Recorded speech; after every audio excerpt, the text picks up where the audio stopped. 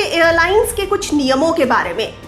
Flight में मारपीट करने वालों से कैसे निपटती है एयरलाइंस? एयरलाइन अनियंत्रित यात्रियों को कैसे जवाब दे सकती है?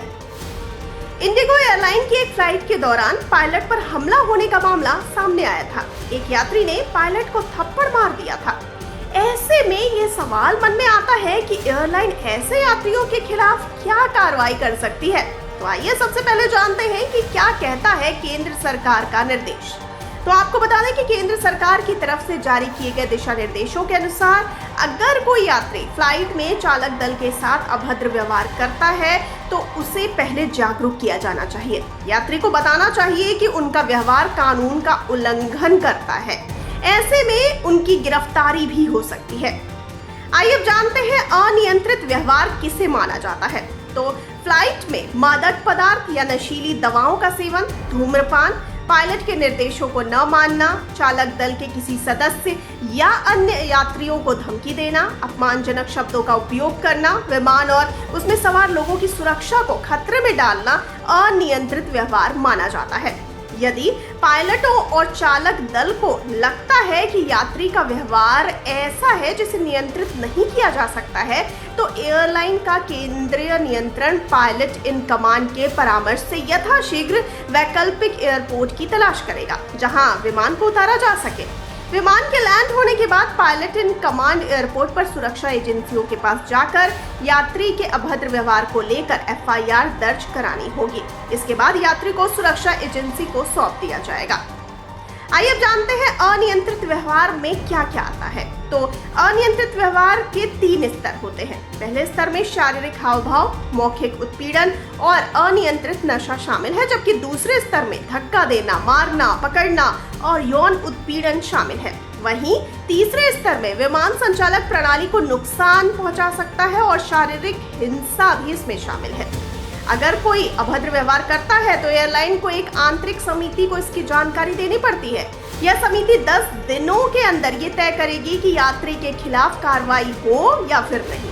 समिति ये भी तय करेगी कि यात्री को कितने समय के लिए फ्लाइट में सफर करने से रोका जाए। अगर आंतरिक समिति का निर्णय लंबित रहता है यानी ड्यू रहता है तो एयरलाइन ऐसे उपद्रवी यात्री को फ्लाइट में सफर करने से रोक सकती है। हालांकि इसकी अवधि 10 दिनों से अधिक नहीं हो सकती। आइए अब जानते हैं नो फ्लाइट लिस्ट क्या है। तो अगर किसी यात्री को नो फ्लाइट लिस्ट में डाला जाता है तो उसे 3 महीने से लेकर मिनिमम 2 साल या उससे अधिक समय के लिए हवाई सफर करने से रोके जाने का ऑप्शन है।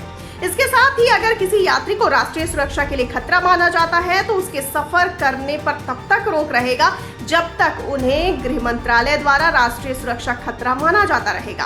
प्रत्येक अगले अपराध के लिए व्यक्ति को पिछले प्रतिबंध की अवधि से दोगुने के लिए प्रतिबंधित किया जाएगा।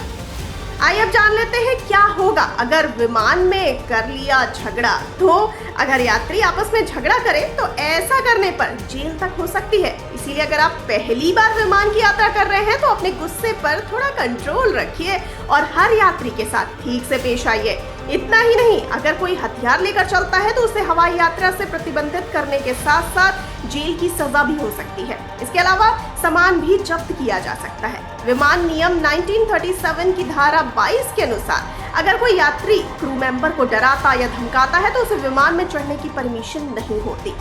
क्रू मेंबर के काम में दखल देना भी गलत है। आइए अब जानते हैं किन चीजों को साथ ले जाने पर है प्रतिबंध। तो विमान से यात्रा करते समय आप किसी भी प्रकार का जलने वाला पदार्थ अपने साथ नहीं ले जा सकते। माचिस, लाइटर और पटाखों पर पूरी तरह से रोक है। इसके अलावा चाकू, ब्लेड, कैंची जैसी कोई धारदार चीज ले जाने पर भी प्रतिबंध है। आपके लिए ये जानना भी जरूरी है कि आप हवाई जहाज में मरकरी वाला थर्मामीटर तक नहीं ले जा सकते। इसके अलावा toy weapon, power bank, radioactive material, magnet, spray paint साथ ले जाने पर भी रोक लगी है। अगर आप इन सामानों के साथ पाए गए तो जुर्माना भरने के साथ ही जेल भी जाना पड़ सकता है। अब जान लेते हैं क्यों बनाया गया ऐसा नियम। तो अब आप सोच रहे होंगे कि ऐसे नियम क्यों बनाए जाते हैं, तो आपको बता दें कि हवाई यात्रा के दौरान लोगों की सुरक्षा बहुत जरूरी होती है।